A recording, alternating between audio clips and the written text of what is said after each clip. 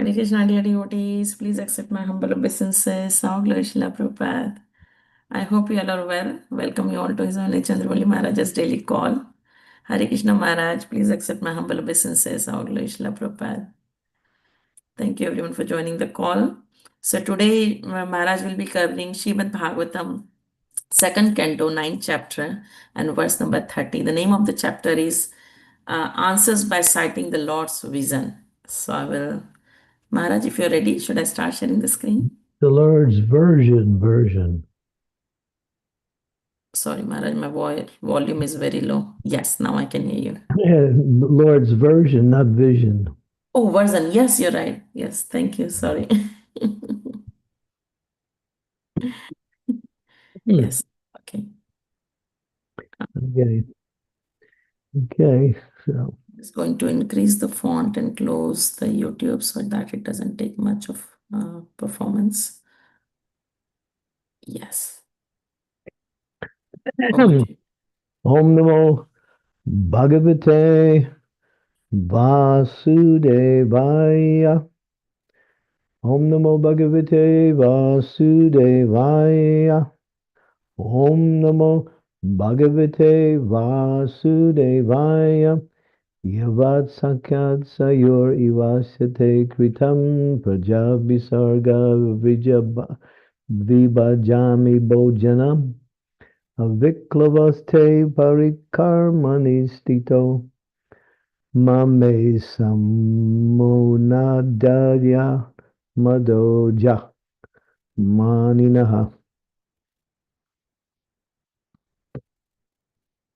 O my Lord, the unborn, you have shaken hands with me just as a friend does with a friend, as if equal in position. I shall be engaged in the creation of different types of living entities, and I shall be occupied in your service. I have no perturbation, but I pray that all this may not give rise to pride, as if I were the supreme. Purport. Lord Brahma is definitely situated in the humor of friendship with the Lord. Every living being is eternally related with the personality of Godhead in one of the five different transcendental humors, namely Shanta, Dasya, Sakya, Vatsalya, Madhurya. We have already discussed these five kinds of humors in relationship with the personality of Godhead. It is clearly exhibited here in that Lord Brahma is related to the personality of Godhead in the transcendental humor of friendship. A pure devotee may be related with the Lord in any one of the transcendental humors, even in the humor of parenthood, but the devotee of the Lord is always a transcendental servitor. No one is equal to or greater than the Lord. That is the version of the Bhagavad Gita. Brahmaji, although eternally related with the Lord in the transcendental humor of friendship, and though entrusted with the most exalted post of creating different grades of living entities, is still conscious of his position that he is neither the supreme nor supremely powerful. It is possible that some extremely powerful personality, within or without the universe, may sometimes show more power than the Lord himself. Still, the pure devotee knows that this power is vibhuti, delegated by the Lord, and that such a delegated, powerful living entity is never independent. Sri Hanumanji crossed the Indian Ocean, by jumping over the sea, and Lord Ramachandra engaged himself in marching over the bridge. But this doesn't mean that Hanumanji was more powerful than the Lord. Sometimes the Lord gives extraordinary powers to his devotee, but the devotee knows always that the power belongs to the personality of Godhead and that the devotee is only an instrument. Mm-hmm. The pure devotee is never puffed up by the non-devotee class of men who falsely think that they are God. It's astonishing to see how a person who is being kicked by the laws of the Lord's illusionary energy at every step can falsely think of becoming one with the Lord.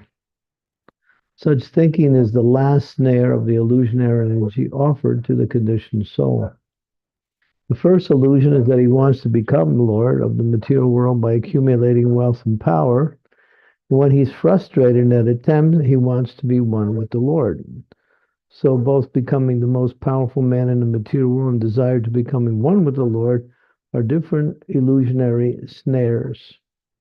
And because the pure devotees of the Lord are surrendered souls, they are above the illusionary snares of Maya.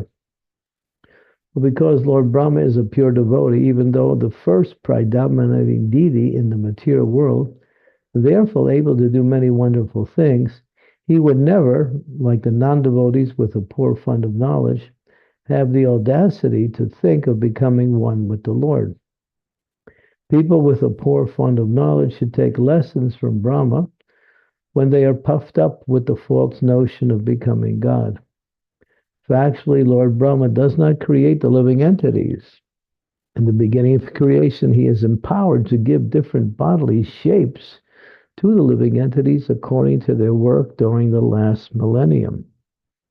Brahmaji's duty is just to wake the living entities from their slumber and engage them in their proper duty.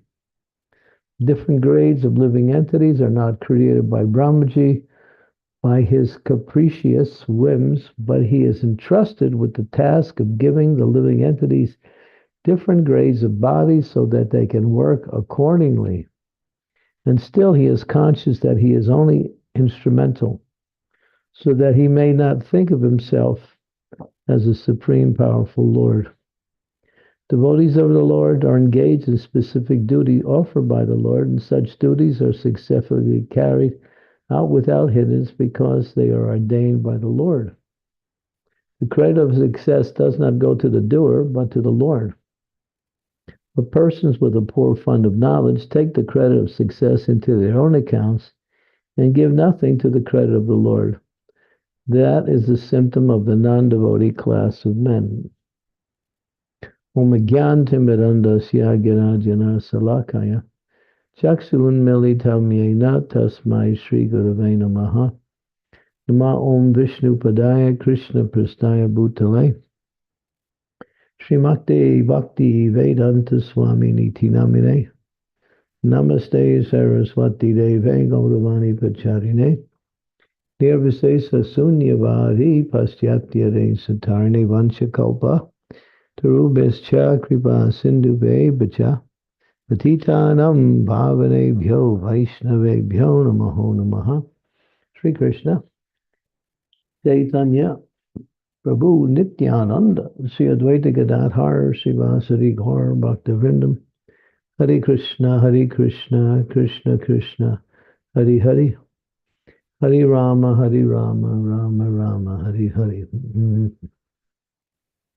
Krishna says in the Bhagavad Gita, Prakriti Kriyamanani Guni Karmani Sarvasyaha Ahankara Vimudatma Kartahamiti Manyate.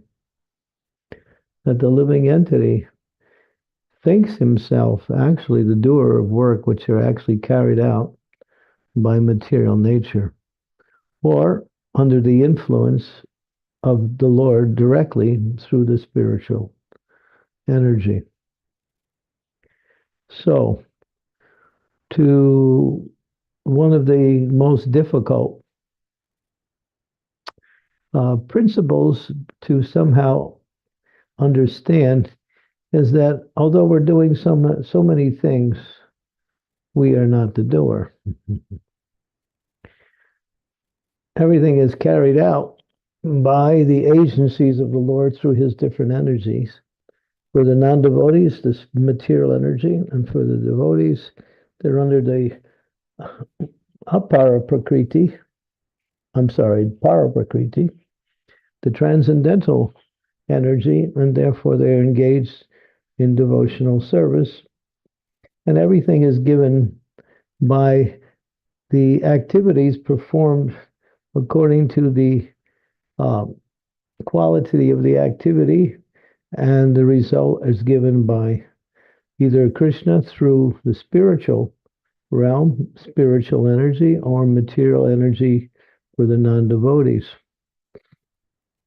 But in any case, no one is actually performing any activity, although we are active, but what activates our activities is a desire. Because we have a desire, we mobilize that desire into some kind of activity. So therefore, the living entity gets credit for desiring in a certain way, or gets blamed for desiring in a certain way. And simply by desire, something moves. The material energy moves, and then things start to happen for the non-devotees, and for the devotees, the spiritual energy starts to acquiesce or move, and the devotee performs the activity, and the Lord supports that activity by giving him the facilities. He also supports the non-devotees in many cases, depending on their what he feels is beneficial for them. Sometimes he just fulfills their desires. Sometimes their desires are frustrated. But in any case, he uh, puts the material energy in place and people get the results accordingly.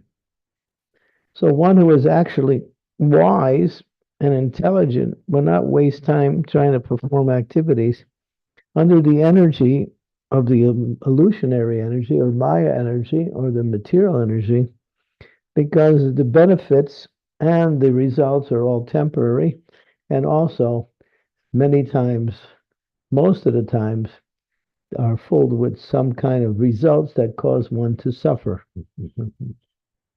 There are many examples of that. One may desire something for one's benefit, but they get the opposite. They get some kind of suffering. Yeah. And this is the way, because the material, but in spiritual life, when you desire something, in other words, you desire to serve the Lord, then even if the results don't come out accordingly, still because you're engaged in devotional service, there's no karmic reaction. It is called akarma or devotional service. And therefore, one gets credit on the spiritual platform for serving the Lord, and not simply for the results, which are so much dependent for the non-devotees. They live simply for the results, and they try to manipulate the material energy in order to create a better result. But the devotees don't care. Well, they do care about the results because they want to offer those results to Krishna. And therefore, they perform the activity accordingly, following the religious principles and understanding the nature of the activity and carrying it out. Sometimes a devotee will do a particular service, but they won't know how to do it. They'll just do it. They'll get benefit from doing the service, but because they don't know how to do it properly, they don't get the full benefit. So you should also know how to do your service in the best possible way, which means that which is pleasing to the Lord, and therefore one should desire to please the Lord in every situation. When we are serving the devotees, we should also desire to please the devotees through devotional service, because Krishna is situated in the hearts of the devotees of every living entity, and especially his devotees are very dear to him. So when you please the devotees, you're pleasing Krishna also. And that is just as good as pleasing Krishna. In fact, it's actually in many cases, Krishna is more pleased when you serve his devotees than when you try to serve him. We can't actually serve him unless we are a pure devotee, but we can serve him through the pure devotee spiritual master by working according to the directions and guidance of the spiritual master. And that way, we can continue do devotional service all day. The devotees, the non-devotees, they get tired. They start their energy, their ability to stay with something is very difficult for them unless they take some kind of intoxication, some coffees, some alcohol, some even some hallucinating drugs, and then they can work in a material energy a little bit more because they're numb to actually what's going on. And they can just perform the activities like a robot. Actually, nowadays, the robots can perform the activities better than people, but that's another subject. Because people are no better than robots because they're under the influence of the material energy. It's kind of ironic when you see the robots doing things, but actually people are no different than the robots because they're like puppets being led by the material energy. And in one sense, they're programmed by the material energy to act and think in a certain way. And therefore, in one sense, they're just robots. So now they have different kind of robots, but robots, material energy makes one into a robot. The spiritual energy guides one and controls one also, but not in a robotic way, but in a way that one feels happy and gains what we say realization of their relationship with Krishna, and their attraction towards Krishna increases. So, but one should never, just like here, Brahma is very humble, but he's concerned. He's concerned. Why? Because he has a big position. He's been favored by the Lord directly. And this is interesting because when you get favored by someone who is important and you have a big position and you're qualified to do the position, there's a tendency to have some pride there. Even if one is aware that one can become proud, one still may fall into the principle of self satisfaction. Well, in other words, taking credit for one's activity.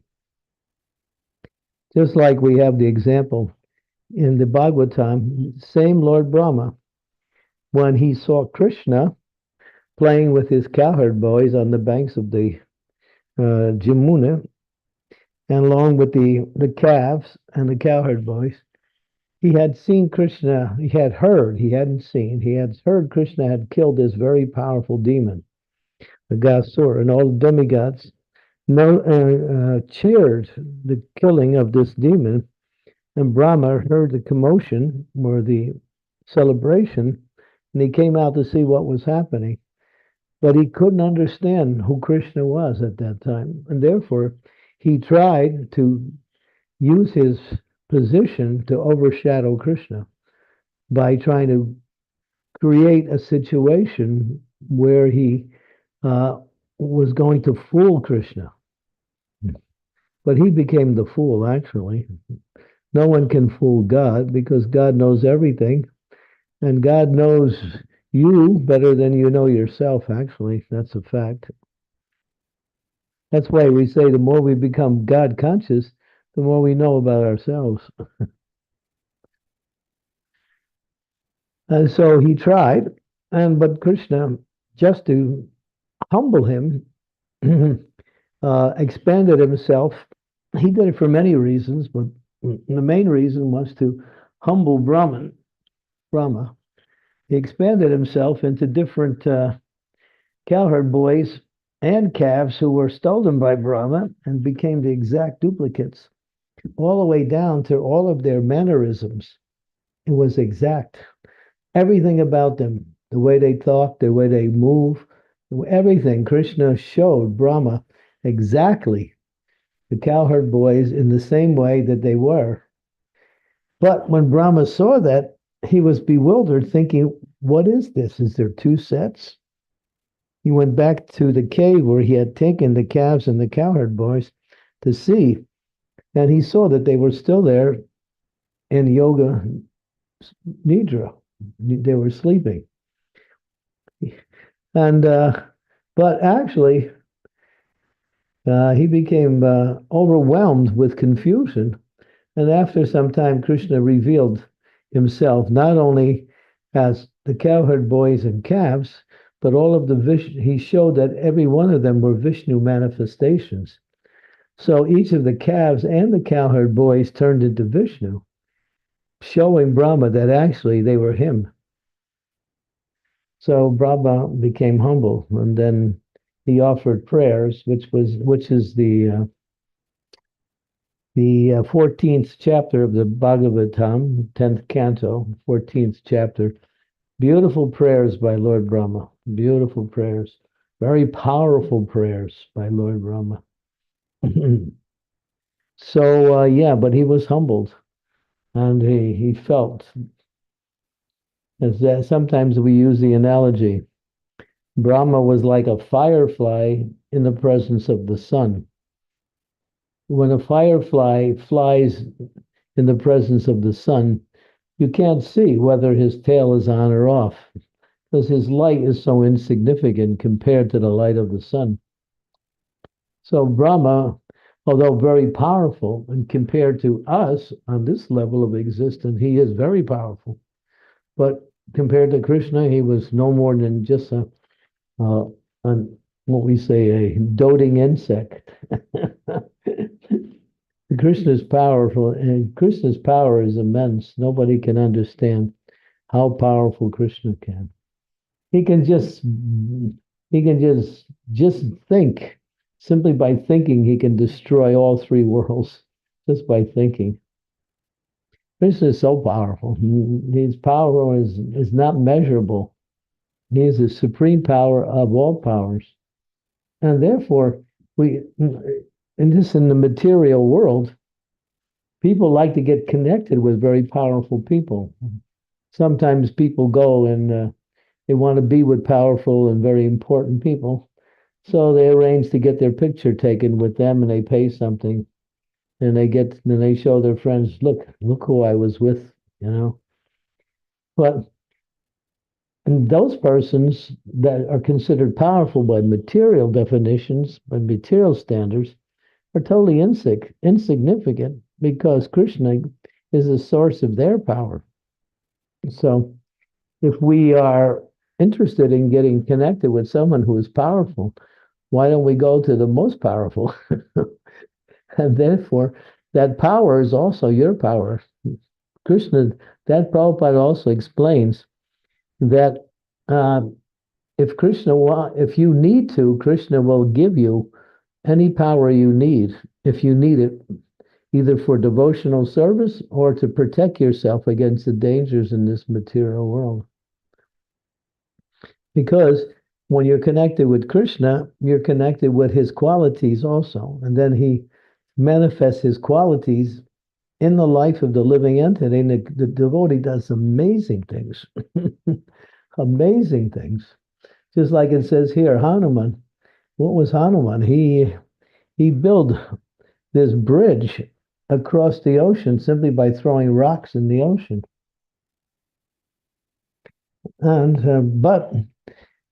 And of course, he was picking up boulders and throwing them at the demons when during the fight and crushing like dozens of demons with one boulder. Now that was Hanuman. He was so powerful. Arjuna couldn't couldn't win this war. It wasn't possible. The Kauravas were more powerful than the Pandavas, and the Kauravas were outnumbered the Pandavas also. And they had the best fighters. They had Dronacharya, they had Karna, they had Bhishma. These are like, and they of course Duryodhana also. They were powerful fighters. Each one of them could probably defeat Arjun. But by the grace of Krishna, Arjun became victorious. So we see that's an example when Krishna is present in the life of a devotee. The devotee does amazing things on behalf of the Lord. And here, Brahma, he's what's his situation? The living entities will be there. They'll come to the Pradhan, and he'll provide, under the guidance of Krishna, the bodies that they had in their previous manifestation during the previous creation. And they'll get that same body, they'll get another body not the same body, but they'll get that body with the same karma that they had in their previous uh, manifestation. So that's a big service. It says Brahma's body is made out of pure intelligence, as there are eight: earth, water, fire, air, ether, mind, and intelligence. Brahma doesn't have a physical body, he has a subtle body. But even subtle bodies have form, so we see the form of Brahma as four-headed. But his body is made out of pure intelligence. But he's praying to the Lord. Of course, he'll fall victim to pride later on. That's interesting how, even though he's praying, so this pride is very, what we say, subtle. We may think I'm free from pride, but never, because pride is so undetectable that others can see it in you, but you can't even see it in yourself. So therefore, one has to always practice this mood of becoming dependent on the mercy of the Lord and giving all credit to the Lord and his devotees for whatever activity we perform, not trying to usurp Krishna's position by taking credit for the activities we perform. And here it says, Prabhupada makes an interesting point. He says when the living entity in the material world first comes, he wants to be the greatest of all living entities. He wants so much power, he wants so much wealth. But when he fails, then he wants to become God. So that's called the last snare of Maya. That one may be successful in so many things, and then one will think, oh, I actually am an incarnation of God, or I am actually God, and I'm just found out now. So this is the illusionary. God is God, God is one. Nobody can become God. God's position is already taken. No one can become God. So they might say, well, I'm an incarnation of God. I've come to the material world. Yeah, but then you have to, when you get a toothache, you go to the dentist who was a better God to fix your tooth. So yeah, these so-called gods in this material world, they're just like little insects making a lot of noise. They fool the people in the material world by they have some power, they have some abilities to do things, and people think, oh, this person's good, especially if they can do some magic, like mystic power. Mystic power means to defy the material energy. And because some of them have adopted some of the qualities that can manipulate the material energy in certain ways, people think, oh, this must be God, and they follow him. And one of the mystic powers is to speak in such a way that to enchant the minds of others. You can say anything and people will believe you. Mhm. Just like this, of course, this was a thing many years ago. People still remember this. This spiritual leader in Africa. His name was Jim Jones. And he had power. He had a lot of power. But at one point, he decided that we should all give up our lives and take poison and die. I can't remember how he convinced people to do it, but a whole group, hundreds of his followers, they all did it. They all followed him and they all died. And the Jim Jones episode, which is sometimes thrown up in our present day life to show that no one should follow any kind of spiritual leader because this is what they're like. But a real spiritual leader is one like Lord Brahma or Srila Prabhupada, who does amazing things, but at the same time gives all credit to God, and at the same time follows the principles of morality, civility, and of course, spirituality. Mhm. Okay, Hare Krishna.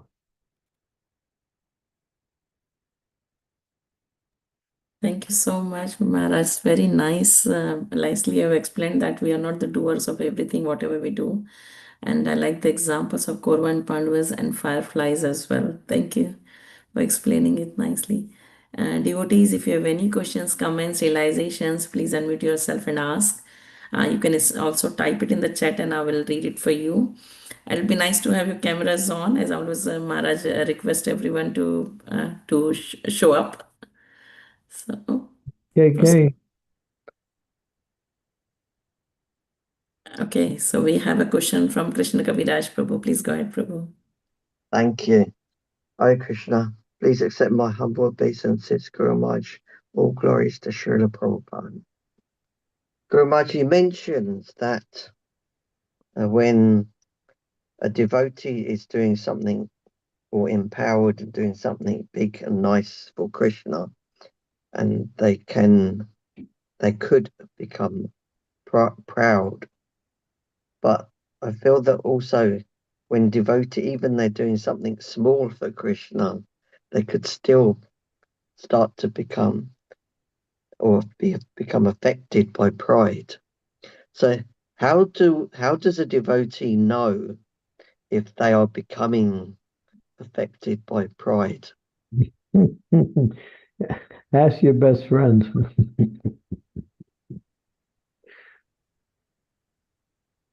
Really, you can't even see it many times. It even says that a, a pauper's proud of his penny. So, yeah, it's so subtle. But one should practice the qualities that counteract the mood of pride, which is humility, tolerance, trinadapi sunichena, Dayorivaso Hishnuna, Amani Namamanadena, Kirtaniya Sudahari. Amanidena is to give respects to others and not expect respect for oneself. If you're expecting respect for yourself, then you know that you are in that element of pride.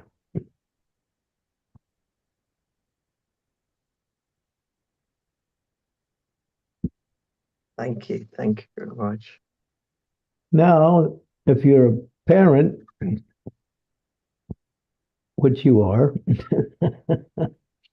your children have to obey you. So it's not that you are proud because you're requiring them to obey you. That's not. Or if you're a spiritual master, and sometimes a spiritual master needs to accept worship for the benefit of the disciple. But he doesn't think that the worship is about him becoming what we say glorified. It's about taking that glorification of the spiritual master and giving that chance for that devotee to honor Krishna by accepting that worship and offering it to Krishna. That's why we always give glory to the spiritual master, because he is the representative of Krishna. So whatever we offer to him, he offers to Krishna. And if he fails to do that, he can also develop a sense of pride. Mm-hmm. So it's very, I mean, if you're good at something and people say, glorify you for whatever good qualities you have or abilities that you have or achievements that you have accomplished, you're in a dangerous position. One very senior devotee says, as soon as you do something and everyone starts to think, oh, he's done it so nicely, you're in a dangerous position. Not that, oh, yeah, of course, I know it's not me, but still, I did it.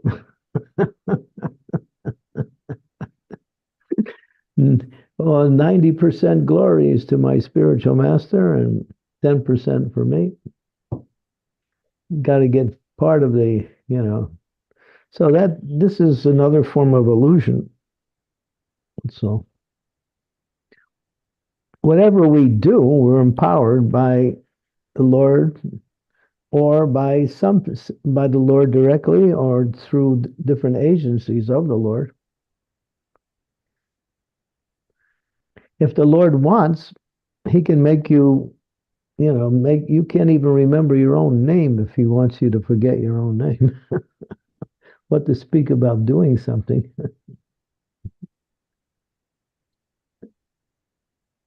Yes, Guru Maharaj.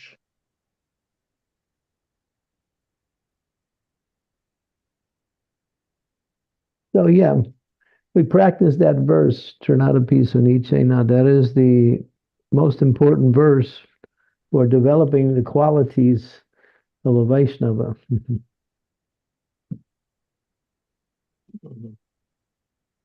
Thank you. Thank you, Maharaj. Thanks, Krishna Kaviraj Prabhu. Shiv Kumar Prabhu, please go ahead. Thank Hare Krishna. Maharaj Dandavad Pranams. Please accept my humble obeisances at your lotus feet. All glories to Srila Prabhupada. So Maharaj, on the same topic, Maharaj, I had two questions. I believe they are connected and I'm looking for clarification, Maharaj. When we hear, like today you discussed, Maharaj, that a non-devotee is under the influence of material nature and a devotee is under the influence of spiritual energy.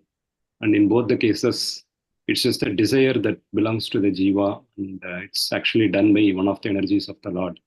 So, how do we understand, Maharaj, on the Bhagavad Gita 18, chapter 14, sloka, adhishtanam tata karta, karanam cha pratakvitam? There is this jiva and there is this cheshta, endeavors. Should those be understood in the same light, Maharaj? How do we understand? Is that the verse that mentions the 5 factors of action? Yes, Maharaj. Yes. Yeah. So, but jiva is 1/5 of the activity. You have to initiate the activity. Therefore, when you initiate it, then things move according to the quality of how you initiate that.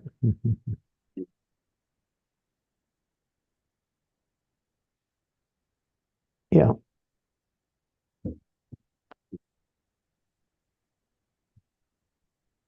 So you initiate the activities.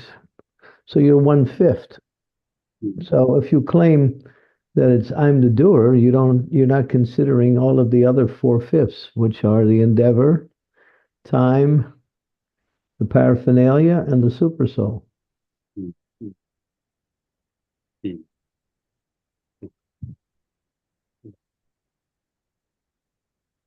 Okay.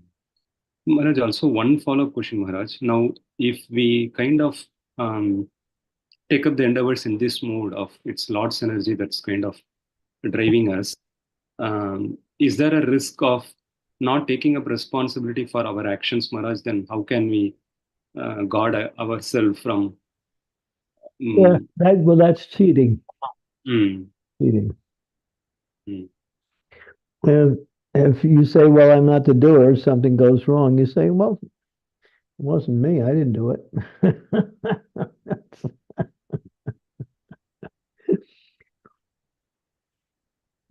But it was you who initiated it. The word karta means doer. In different places, it's interesting how the Shastras will present the same point from different angles of vision. In the 3rd chapter of Bhagavad Gita, it says that the living entity is ahankara, that he's not the doer. But in the 18th chapter of Bhagavad Gita, it says the living entity is karta, the doer. So then you have to see the whole picture before you can understand. So you're the initiator of the activities based on your desire. And when you had desire, you move the energy, either spiritual or material, in a certain direction, and things start to gel. Then you might say, well, then you have to use your intelligence. But what does Krishna say? Krishna says, I am the intelligence of the intelligent. Sarvasya Hamridi Sani Vasto Matat Smirtir Jnanam Apohanam Cha. From me comes knowledge, remembrance, and forgetfulness. Another place he says, I am the ability in all living entities. The Krishna factor is the remote cause of everything, both material and spiritual. We're not aware of that because we're aware of ourself performing the activity only. You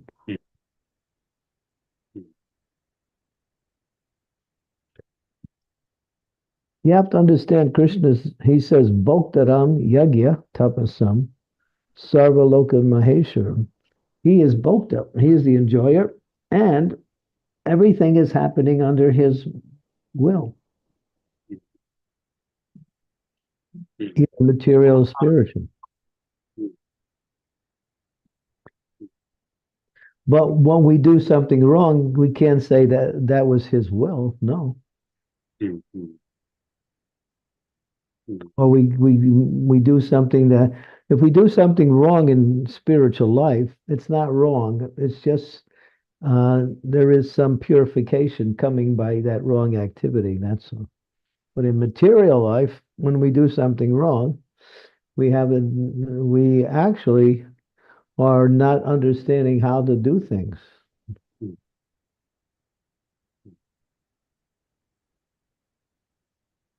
Because there's a way to do things. So what does Krishna say in the Brahma Samhita?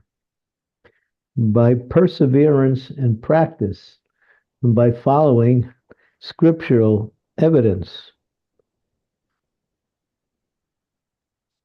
So perseverance is determination. Scriptural evidence means the guideline by which you use to execute the activity. All of these things are provided to us. We get credit for having the intelligence of accepting what has been given to us in the right way.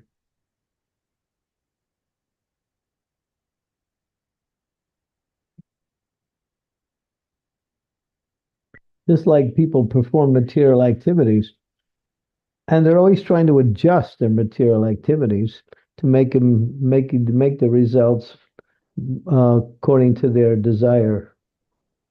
But if they perform spiritual activities, then they don't have to concern themselves so much with the results. Their only concern is to perform the activities with a desire to please the Lord, the spiritual master, the devotees. That's all. In other words, do it in the best possible way.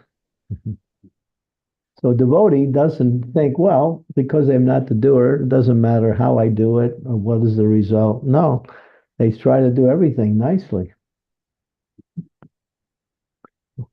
with attention and, of course, with devotion. But putting quality in activity is a sign of devotion.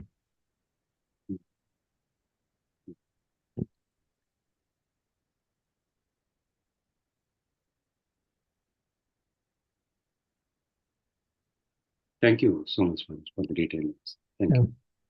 you. Okay. Sridevi Mataji, please go ahead. Thank you, Satyamamba. Dear Guru Maharaj, please accept my humble obeisances. All glories to Srila Prabhupada. Maharaj, you have given us a very detailed explanation of how one must understand that whatever power has been given is coming from Krishna. So there's no question of pride because any moment Krishna can take away that power also. Simply we are like borrowed feathers, so to speak. But when we cultivate these values, these qualities of humbleness, humility, patience, tolerance, meekness, etc., will that come across as weakness? You're a pushover, anything we can do to you, and you will just take it like that? Knowledge is strength. Knowledge is strength. not physical strength. That's not strength. we see there are people who are fight with people who are 10 times more powerful than they are, and they win because they know how to fight better than the other person. In other words, intelligence is what moves you along. So you're not a wimp or anything if you are following the principles of devotional service because you're acting on the principles of intelligence. Devotees are the most intelligent people because they take knowledge coming from the source, from Krishna.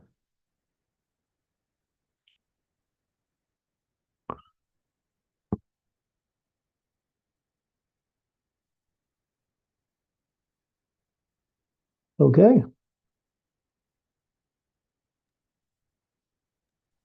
Yeah, just like Arjuna, he became very compassionate. He was asked to kill all the Kauravas and he didn't want to do that.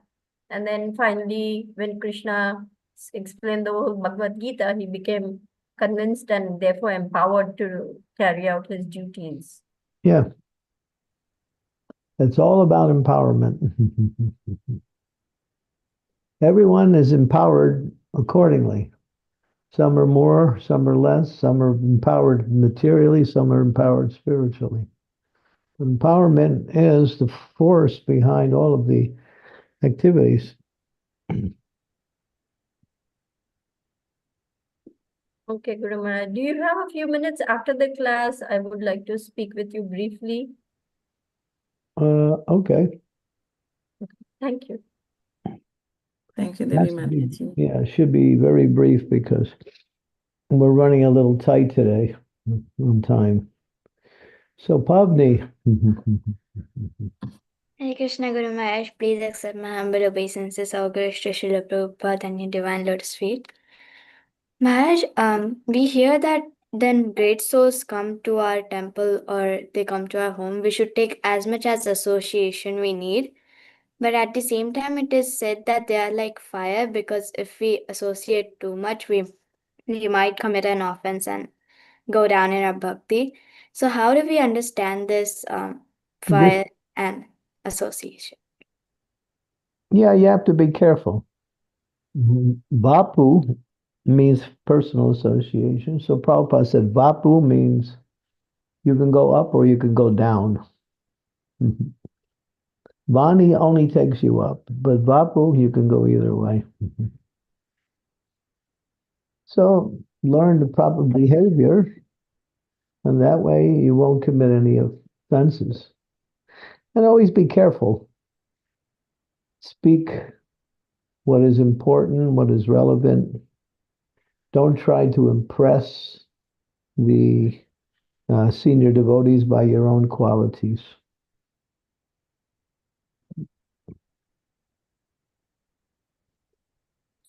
Very, very much. Thank you so much. Hare Krishna.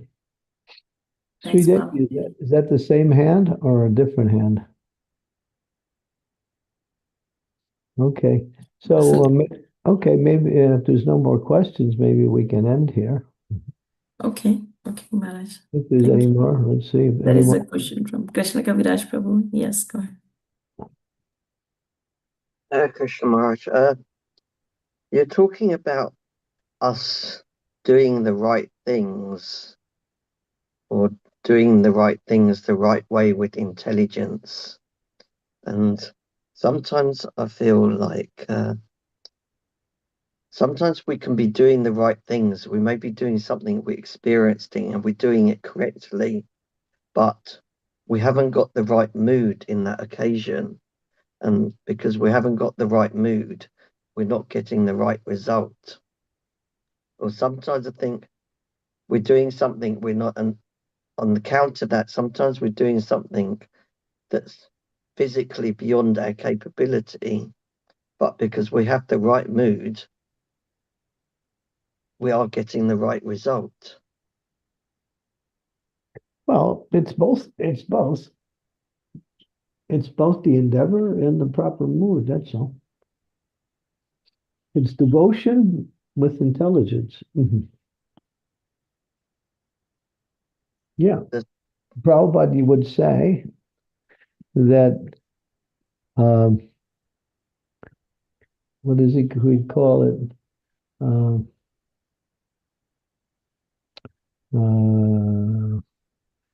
What is that? It's in the Bhagavad Gita. Religion without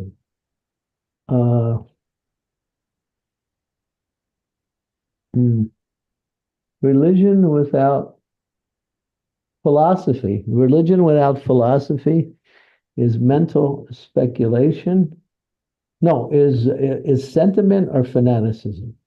Religion without philosophy is sentiment or what we say fanaticism. You'll see that people get into a very fanatical type of activity because they don't have any proper philosophy. My way is the highway, and it's the only way. Everybody else is going to hell. We were all there at the Rath Yatra in, what was it, in South London. You were there, KK, weren't you? Not this time, but I have been previous occasions, and Was there are a lot of fanaticists in Croydon. Yeah, was anybody there online and that Rath Yatra in South London a couple of weekends ago? No, it was in July. And so these groups of other religions, they were just making all kinds of noise. You're going to hell. So, yeah. And devotees are just singing, dancing, not paying attention to these people. So, yeah, that's religion without philosophy. It's either fanaticism or sentiment. Sentiment can be whatever you want it to be. So that's, again, unphilosophical. And then the other side, philosophy without religion, is mental speculation. That's all. They keep changing their philosophy because it's not grounded in anything. It's only just grounded in their own ideas. That's all. Okay, and so you need both. Thank you, Maharaj. Thank you, Anjali. You're on mute, Mataji. Hare Krishna, Guru Maharaj. Please accept my humble obeisances unto your lotus feet. All glories to Srila Prabhupada, all glories to you. Guru Maharaj, as like it is mentioned, and I understand, I want to know if I'm understanding it correctly, that we are not the doer of good or bad. So when we do good, we offer it to Krishna, the results to our Guru Maharaj and to Krishna. But what if Guru Maharaj, with our unintentional or intentional free will, we choose to do something bad? Should we, and if so, how should we offer it to Krishna? What should be our prayer? And what action should we take that we can please Krishna and not do it If you further, follow, ask strength for it? you follow the instructions of the spiritual master, and everything you do is good, even if the results don't come out accordingly. Bad means you can't offer, intoxication to Krishna, illicit sex to Krishna, meat eating to Krishna. That's bad because Krishna won't accept any of that. So that's bad. But what's good is what can be offered to Krishna according to the guidance of the spiritual master. So your conception of good and bad is not material. It shouldn't be material. It's based on what is offerable and what is not offerable. So certain things are not offerable. Sinful activities are not offerable. But if you're following the instructions of the spiritual master, or if you're doing certain things that are within the range of devotional service, and you haven't been given directly that instruction by the spiritual master, that still can be considered devotional service because you're following the general principles. So that's fine. So you don't judge good and bad by the result. Good and bad by the category of activity and not by the result.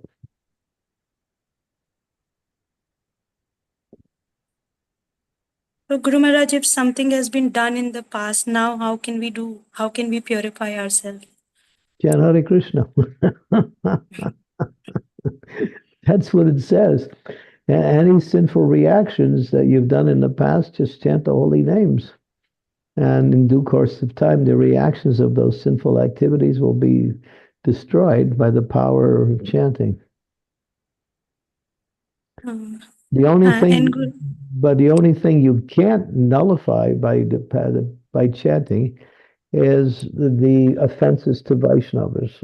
That you have to go through the process of making amends for offending Vaishnavas. But any other activities that in the material world, good or bad, can be purified by the chanting of the Hare Krishna Mahamantra.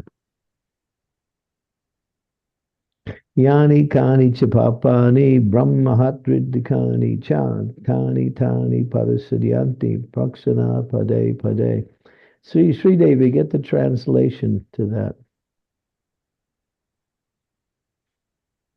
Yes, Guru Maharaj.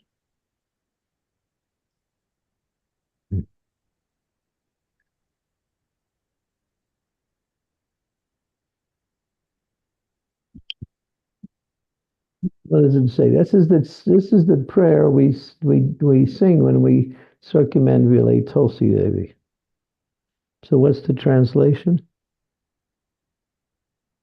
Oh God, whatever sins I have committed in all my lives, please destroy them with every step I take around you. Should I share the screen, Guru Maharaj? Well, yeah. Well, we heard you. Say it again, nice and slow. Okay. Oh Lord, whatever sins I have committed in all my lives, including previous births, please destroy them all with every step I take around you. Yeah, it's the praying. Yeah, that's what we pray when we chant. We're circumambulating Tulsi.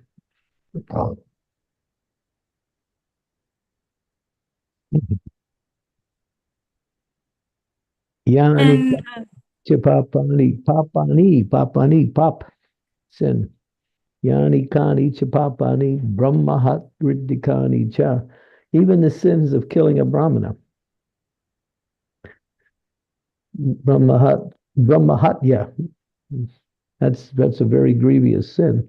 Even that's destroyed by praying to the Lord and circumambulating Tulsi Devi. Sincerely, not just mechanically or routinely, sincerely. Okay, Anjali. Yes, Guru Maharaj, thank you so much. Guru Maharaj, can you, in some class, maybe when you have time, talk about the 10 offenses of chanting, explain them? Yeah, we can do that. Maybe on one Ekadasi, we can do that. Thank you so much, Guru Maharaj. Okay. I do have to leave because I have a kind of a tight schedule.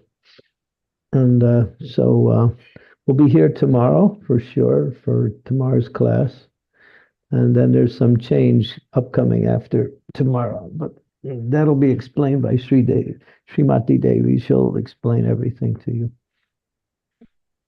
Okay, thank you very much. My obeisance to everyone. Thank you for coming. Srimad Bhagavatam. The next few verses in the Bhagavatam are so powerful that you get ready for them. I would suggest you read ahead if you can. Take some time, and here's an opportunity to fulfill Srila Prabhupada's desire for us to read Bhagavatam by reading the verses that we're discussing. And then you get an insight. And then when we discuss it in class, then you'll be more able to understand, and at the same time, more inclined to ask questions also.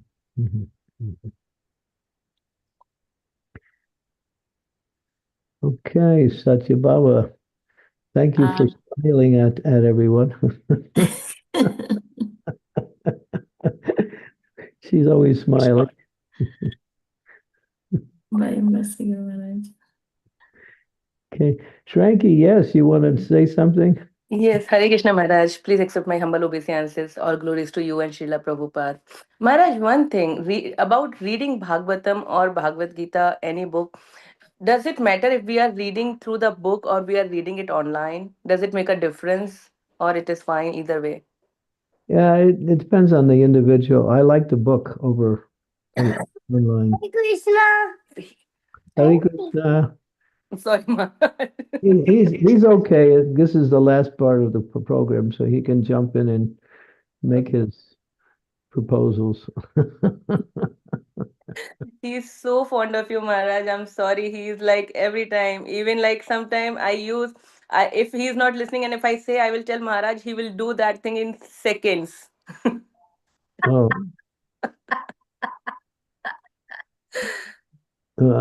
well, I'm not sure. I'm so happy about that one, but anyway. That's an information. But anyway, yeah. Okay, what's your son's name? Vrehan. Rehan. Hey, Rehan, where are you? I can't see you. He went to the car. It is his school time. He is starting for that. Oh, okay. All right. Yeah. Hare Krishna, Hare Krishna, Hare Krishna. Okay. Haribol. Hare Thank you so much, Guru Maharaj. Yeah, so I like holding the book, Oops. Sure, Maharaj. turning the pages, going back over the screen. The screen I can only stay on so long, but it affects my mind. Sure, Mhm. Maharaj. Okay, thank you very much. We'll see you all tomorrow. And again, my humble request is to read ahead and get some insight about the upcoming verses. Thank you so much, Guru Maharaj. Hare Hari Krishna. Hari. Prabhupada. Jai. Jai. Jai. Thank you very much, Guru Maharaj. Hare Krishna.